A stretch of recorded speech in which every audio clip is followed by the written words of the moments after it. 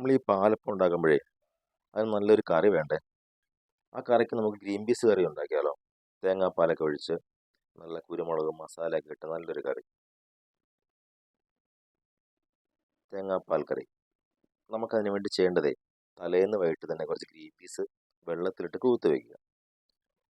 രാവിലെ കുറച്ച് സവോള അരിഞ്ഞത്, പച്ചമുളക്, ഇഞ്ചി, വെളുത്തുള്ളി, കറിവേപ്പില, ഇത്രയും സാധനം ഒരു കുക്കറിലിട്ടിട്ട് അല്പം വെള്ളം ഒഴിച്ച് ഒന്ന് വേവിച്ചെടുക്കുക. ഇനി ഒരു പാനിലേക്ക് അല്പം വെളിച്ചെണ്ണ ഒഴിച്ചിട്ട് അതിലേക്ക് മഞ്ഞൾപ്പൊടി ഇട്ട് കൊടുക്കുക. മഞ്ഞൾപ്പൊടി നല്ലപോലെ മൂത്ത് വരുമ്പോൾ നമ്മൾ വേവിച്ച് വെച്ചിരിക്കുന്ന ഗ്രീൻ പീസ് ഇല്ലേ, അത് അതിനകത്തേക്ക് ഇട്ട് കൊടുക്കുക. നല്ലതുപോലെ ഇളക്കണം. ഇളക്കി തിളച്ച് വരുമ്പോൾ അതിനകത്തേക്ക് നമ്മൾ വീട്ടിൽ പൊടിച്ച കുരുമുളക് പൊടി ചേർത്ത് കൊടുക്കുക. ഇനി ചെയ്യേണ്ടത് ഗരം മസാലയാണ്. ഗരം മസാലയും നമ്മൾ വീട്ടിൽ പൊടിച്ച ഗരം മസാല ആയിരിക്കണം, റെഡിമെയ്ഡ് വാങ്ങിച്ചതൊന്നും ഇടരുത്.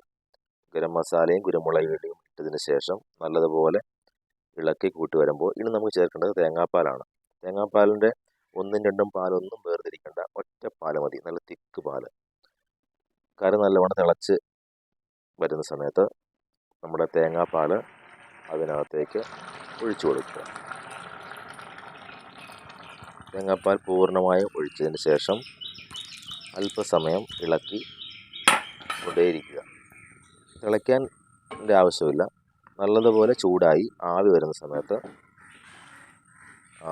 ആ പാൻ സ്റ്റൗ ഓഫ് ചെയ്ത് പാൻ അടച്ചു വയ്ക്കുക. 10 മിനിറ്റ് കഴിയുമ്പോൾ ആ അടപ്പ് മാറ്റി നോക്കിയാൽ നല്ല അടിപൊളി ഗ്രീൻ പീസ് കറി. എല്ലാവരും ഇതൊന്ന് പരീക്ഷിച്ച് നോക്കുക. നമുക്ക് ഇനി അടുത്ത വീഡിയോയിൽ കാണാം. ബൈ.